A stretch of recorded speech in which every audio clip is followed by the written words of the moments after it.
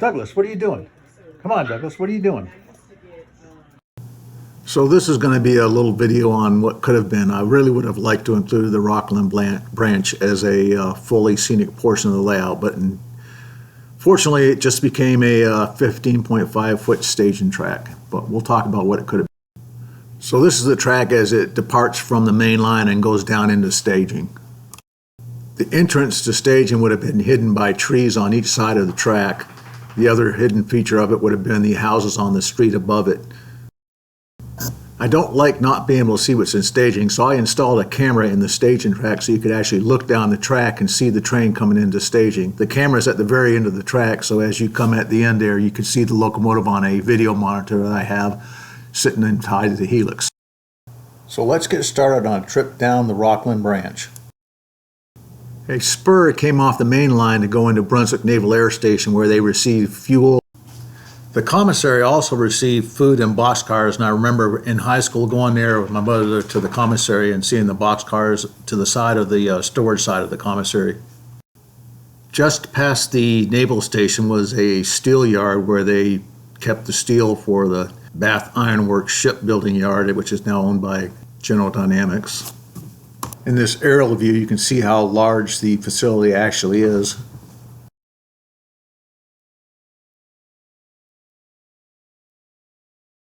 Next in line on the branch was the town of Bath, and Bath was the location of Bath Iron Works, which was a major shipbuilder that we talked about that has a Harding siding where they do plate steel.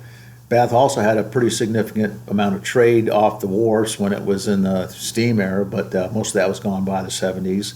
The shipyard was a big customer, but by the time of the 70s, most of that was no longer being handled in the yard proper itself. Route 1 and the main line crossed the river on the same bridge where the road over and the railroad under with a lift span in the middle. It was a pretty significant bridge. And here we see where the bridge is now today, where they've rerouted Route on its own bridge, and now it's just the railroad that uses the span. After crossing the Kennebec from Math, we come next to Bayview Siding at milepost 39.08, which had 25 car capacity.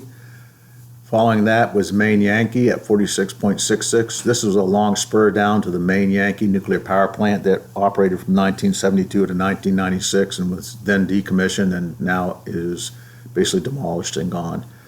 The last siding is Birch Point before Wiscasset. Birch Point was a lead into a large substation, which I assume supported Main Yankee, but I don't know that for sure. But looks like a place where they would have brought in to Press Center Flats for the substation components.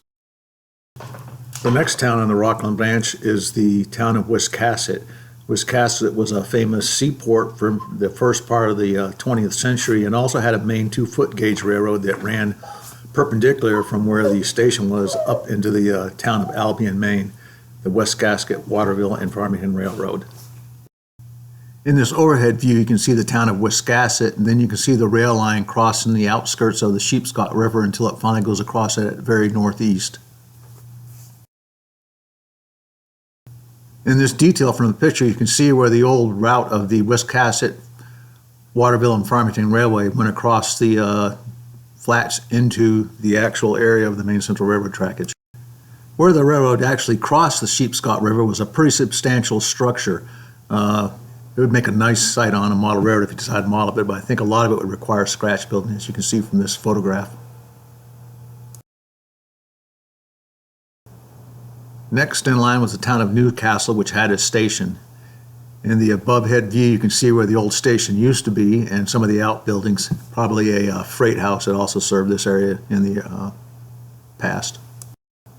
Next is a siding at Meadowmack, and this was actually a siding that used to load boxcars with pie filling, the Meadowmack Cannery. From this facility, they would ship out pumpkin and squash pie fillings. The next town was Winslow Mills. I don't have a whole lot of information about this town or any information about what kind of customers, but it was a siding on the line. Next was Waldoboro. Waldoboro, you'd take in at a boat dealer boats from a Merricraft and stuff like that, and they used to actually use boxcars to ship those in. The last point on this diagram is Allen's. Allen's had a propane dealer, and that is one of the things I actually delivered to in my railroad on the stations. We're getting to the end of the branch here, and Warren was the next town, which had a siding and a depot. And then after that was Thomaston itself, which had a pulpwood dealer that used to load here in the 70s and 80s. And then after that, we come up to the actual Dragon Cement Company. Dragon Cement is a large complex industry and was a big traffic customer on this line. Obviously, cement was shipped out, but the other thing is that coal was brought in to run the power plant to actually make the cement. The last point of interest here is Chemrock. Now, Chemrock was a delivery of covered hoppers with minerals for water purification, and that's what this company basically built. And it's no longer called Chemrock right now, but the siding holds the name of the original company. We have now arrived at Rocklin. So Rocklin had the upper yard, which was 85.82 miles. This was the main freight yard. It also had a turntable and engine house for servicing engines that were used on the Rockland Branch. And here we see it overhead today, which most of that yard is still being used. The lower yard was much closer to downtown Rockland and had numerous team tracks in the passenger station. That station is still used today for a tourist railroad. As you can see today, little remains of these trackage except for the main line and a runaround track at the station. An interesting fact about the Dragon Cement plant was they didn't always ship their cement by rail. There was actually a pier for cement loading in barges, and there was a spur that ran off of the lower yard that ran over to that pier for loading. In this overhead photo, you can see the actual pier, you can see two barges, and you can see the covered hoppers that Dragon Cement had that were actually kind of unique to them. I don't think there's ever been a model made of these, but they are a interesting design called well belly hoppers. You can barely see the Dragon Cement logo on them, and this picture was taken about 2 or 3 years ago, so they're still using this process. So that's going to be the end for this video. Again, a very interesting branch line, very modelable if you just want to have a railroad that covered one short area. And if you go back further in the 50s and so, you will see that it had quite a bit of traffic, several passenger trains a day, a couple of freights a day. By the 70s when I was doing it, it was one way backing out. If you do a Google search, you'll actually find there's 3 or 4 people out there that have versions or portions of the Rockland Branch modeled in HO scale. So that's kind of interesting. It actually has created a lot of interest. The last thing I'm going to show you is a couple pictures of submarines that I've built over the last year or so. The first one here is the Nautilus of Disney fame.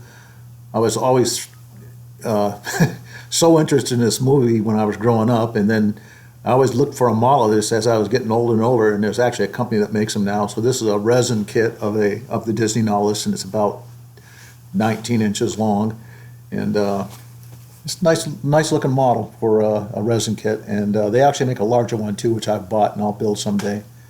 This next one is a Seawolf class submarine. It's in dry dock and it's finishing now, but this is in the construction phase where I had it in the dry dock and was putting all the detail into it. I've done this for my wife so she can put her on her desk. She works down at the shipyard in Washington. The last thing is a Type 23 U-boat. It's the same scale as that model I just showed you. But anyway, thank you all for watching, and we'll see you in the future.